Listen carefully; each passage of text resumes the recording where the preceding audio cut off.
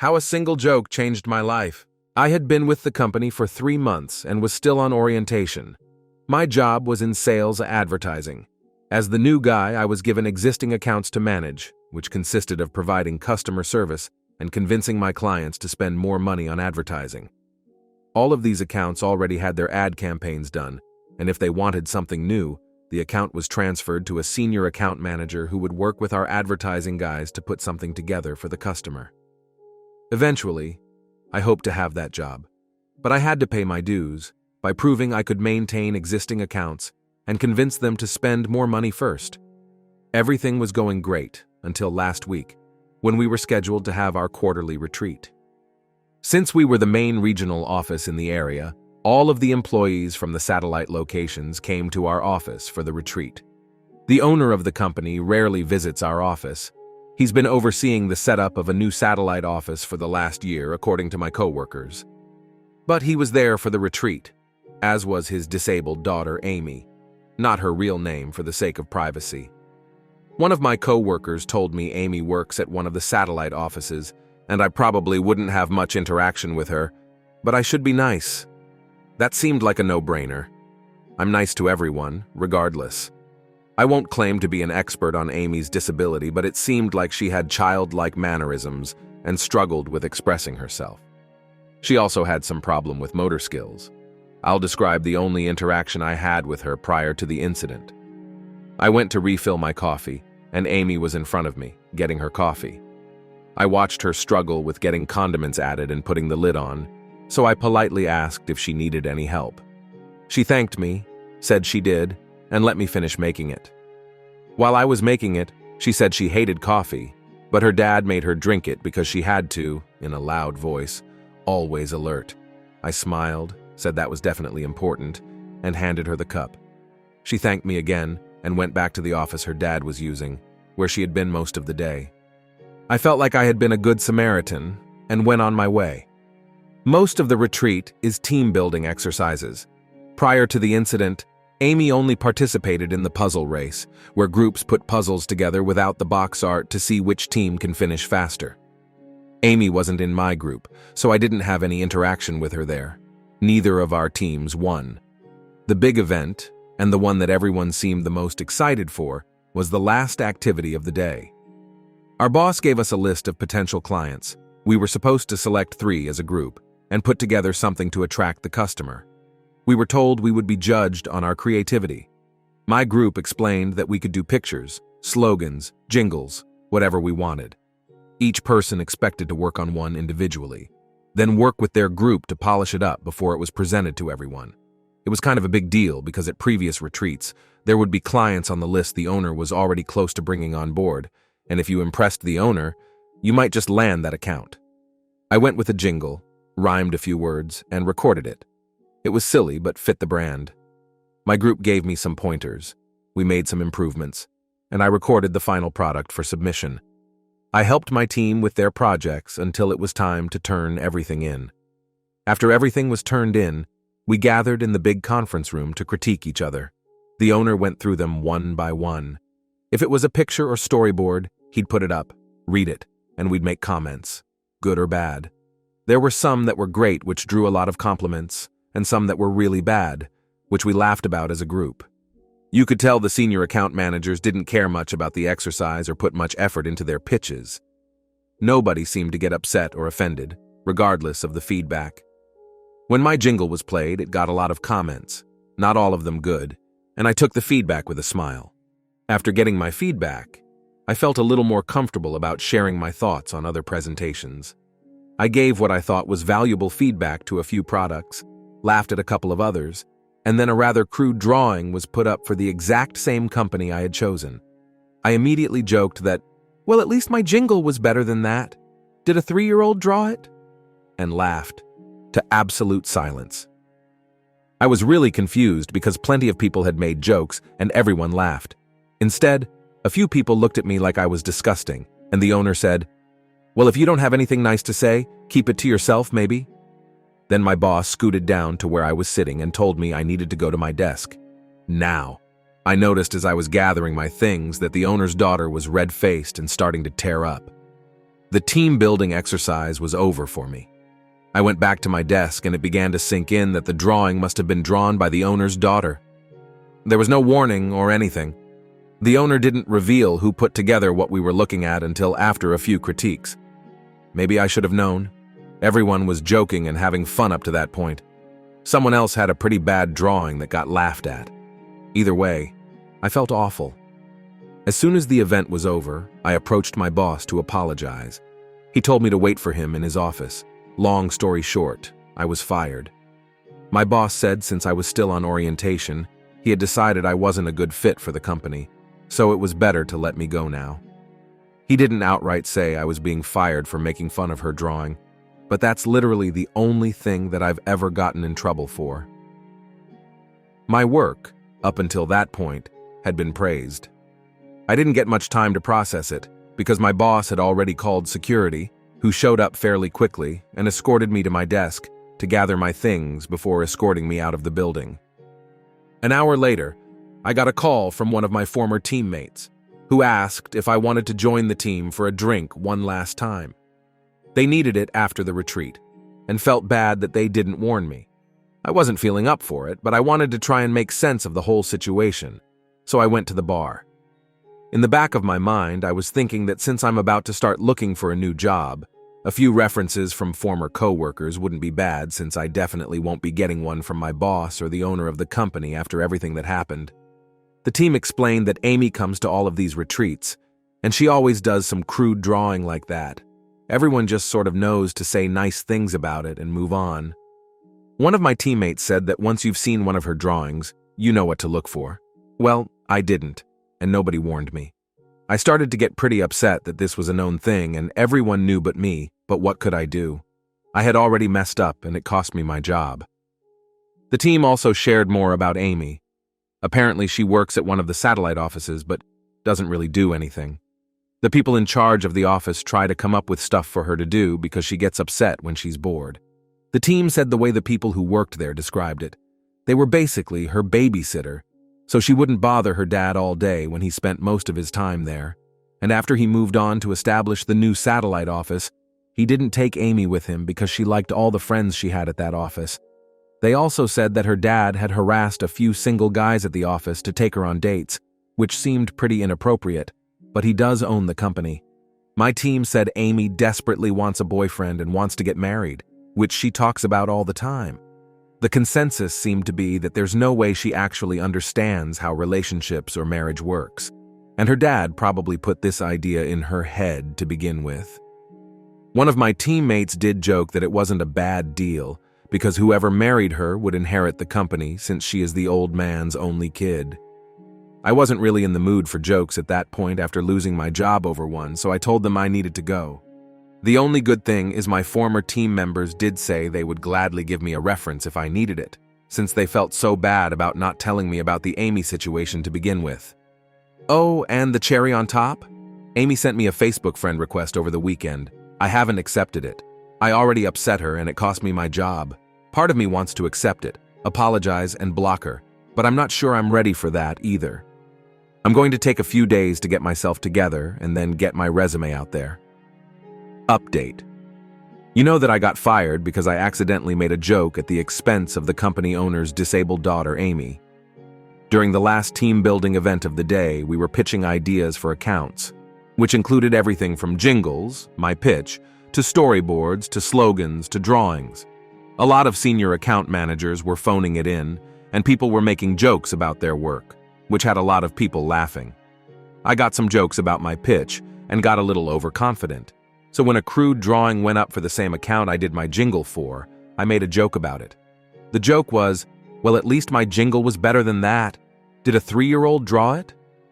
My joke was met with stone-cold silence and a very negative reaction from the owner of the company. What my coworkers had failed to tell me was that Amy usually submits a crude drawing, which is a lot of work for her due to her issues, and everyone knows to say a few nice things and move on. I was new and wasn't informed, so my ignorance and inappropriate response cost me my job. After meeting with my team at a bar to begin the process of drowning my sorrows, I got a friend request from Amy on Facebook. That brings us to the update. First of all, Thank you to everyone who made me laugh. The first time someone joked about me accepting the friend request, marrying Amy, and taking my revenge by inheriting the company made me uncomfortable. By the third time I saw it mentioned, I couldn't help but laugh. A lot of you gave me good advice. I appreciate those who talked about legal action and what options I had. Unfortunately, I was still on orientation with my company, which is like a probationary period. During that time, they can let me go for any reason. They could fire me for wearing the wrong color socks if they wanted. I had to sign an agreement to get employed, which stated I understood this. There's literally nothing I can do legally. At the end of the day, I decided to go have some drinks with a good friend, talk things out, and see what he would do. Dave's been my best friend since we were in elementary school. We've probably spent more time together than some actual brothers. Dave was firmly on the side of, accept the friend request, apologize, and clear your conscience, man. I'm getting us another round of shots. He knows me better than anyone, and he knows that the guilt would eat me alive. I decided to take his advice, and everyone here who pushed me for that as well, especially the ones that DM'd me. So that's what I did. I accepted the friend request. I immediately messaged Amy.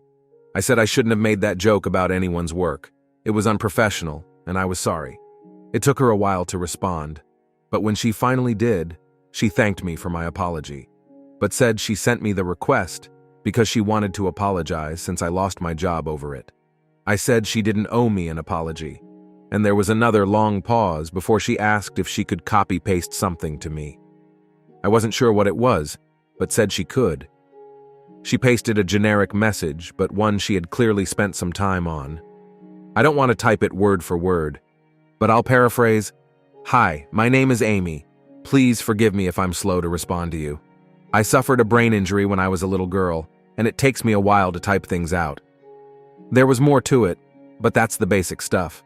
I responded, saying it was not a problem, and she could take all the time she needed. Amy and I ended up messaging back and forth until almost 3 a.m. No, we didn't fall in love. We aren't going on a date. I'm not going to marry her for revenge so I can take her dad's company. However, I do think I would like to be friends with her. Not because I feel bad for her, but because she's a genuinely nice person, and honestly, everyone could use a few friends like that. We spent a lot of time talking about her. That's just the direction it went, so I asked questions since she seemed comfortable talking about it. Amy was in a car accident when she was a kid. She was in the car with her mom, and they were hit by a drunk driver, coming back from a birthday party for one of her classmates. Her mom didn't make it, and Amy suffered a brain injury that impacts her motor skills, because it makes it difficult for her to speak and do simple things like getting dressed, making coffee, etc. People assume she's mentally challenged. She was put in special ed because of it, but worked really hard and graduated from high school. She even wanted to go to college, but her dad didn't think it was a good idea. Her life has been difficult because it's hard for her to communicate with people. By the time she can get a fully formed sentence out, the conversation is over. She can type, slowly, but most people don't want to type when they're face-to-face. She even admitted that when she's not at work, she will sometimes carry a tablet and pretend she's mute, because that's just easier. We eventually circled back to the drawing and my terrible response to it. She wasn't that offended by my response because she assumed I didn't know. She got upset, primarily, because she knew all hell was about to break loose, and she had no way to communicate with anyone. She was so upset when she found out I got fired and tried to talk to her dad, but he wouldn't listen to her. She's fully aware that a lot of people at the company just pretend to be nice to her because she's the owner's daughter, but she does have a few friends at the satellite office where she works who better understand her disability. She gets frustrated because she can't truly contribute anything, but is happy when they are able to find busy work for her to do. It might take her all day to do something another person could do in a couple of hours, but it's better than sitting around bored all day. She knows she's a burden and a bother to her dad when he's around, but he's her dad and she loves him. She wishes every single day she was a daughter he could be proud of, rather than a burden.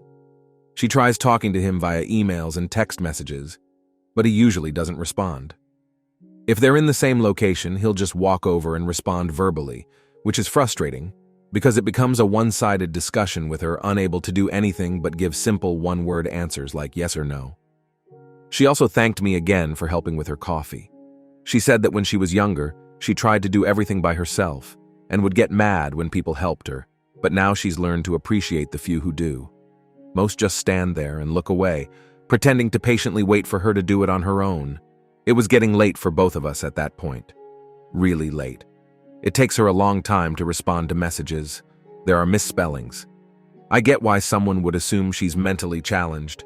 I myself referred to her in my first update as having childlike mannerisms, which was a misunderstanding on my part. When she tries to force words quickly or emphasize something, she gets really loud, which makes her sound like an excited toddler rather than an adult trying to have a conversation. We ended our talk last night agreeing to talk again sometime. She asked if I had watched the first episode of House of Dragon yet, which I have, and she asked if I'd like to talk about it after she watches it. I told her I'd love to. So that's it, that's the update. Sorry to those who expected me to steal her dad's company. I'm definitely not doing that. Talking to Amy did make me feel a lot better, though. I don't know how I'm going to handle the whole firing thing at my next interview, but a few of you suggested I just leave a gap on my resume, and I may just do that. I doubt there will be any future updates, but at least this has a happier ending than my first update. I doubt there will be any future updates, but at least this has a happier ending than my first update. I guess I can give you a small update since so many people have read what I expected to be a throwaway confession to help me organize my thoughts after having my life upended due to what I perceived as a joke, but was actually quite unprofessional on my part. As many have recommended, in my next job, I won't open my mouth unless I have something positive to say, regardless of what others are saying. That lesson is learned. So, on to the small update. I talked with Amy again last night. She loved House of Dragon. We talked about a few characters and Amy picked up some things I didn't pick up myself, so I'm going to have to rewatch the first episode at some point. I wasn't really in the right headspace the first time I watched it anyway due to everything that happened. Some of what we talked about last night was about me. I won't bore you with all the details because I'm not that interesting, but Amy is a saint. Saintess? She spent some time researching jobs for me and had several interesting ones for me to check out. I've decided to let myself breathe for the rest of the week, then hit the job hunt trail on Monday. I did find out some more interesting stuff about Amy. She currently stays by herself for the most part, in the house she grew up in. Her dad still technically lives there, but he mainly stays in an apartment near the newest satellite office. Amy thinks, and actually hopes he has a girlfriend, but he denied it when she asked. He pays the bills and everything and visits periodically. She also has a caretaker who comes once a week to help as needed, but Amy says she doesn't really need one because she can order everything she needs online, gets her groceries delivered, etc. Part of the reason she spent the entire day in her dad's office during the retreat was because she misses him. I've begun researching AAC devices, and it seems like there might be some apps she can use, which I'm going to bring up since that's a quick download that could help her. Thank you to the one who mentioned Western Governors University. That seems like the exact kind of program Amy needs for school, since she can go at her own pace. And while the school seems designed for those who want to earn their degree quickly, it would also allow her to take the time she needs. I don't know much about her financial situation as a whole, but she did mention that she gets an allowance from her dad, which is her paycheck for working. Seems like he just pays her through the company and calls that her allowance. I didn't really pry, but I'll bring up the university at some point and let her decide if it's feasible. I'm assuming she has some financial means, either through her dad or from saving her allowance, because she mentioned she donates and volunteers at a dog rescue. That was a compromise with her dad when she asked to adopt a dog because he didn't think she could take care of it properly. I have been contemplating getting a dog myself, or was at least before I got fired. Amy suggested that I stop by the rescue when she's there, and she'll help me pick one out if I decide to do it. So yeah, I think I have a friend and I might be getting a dog.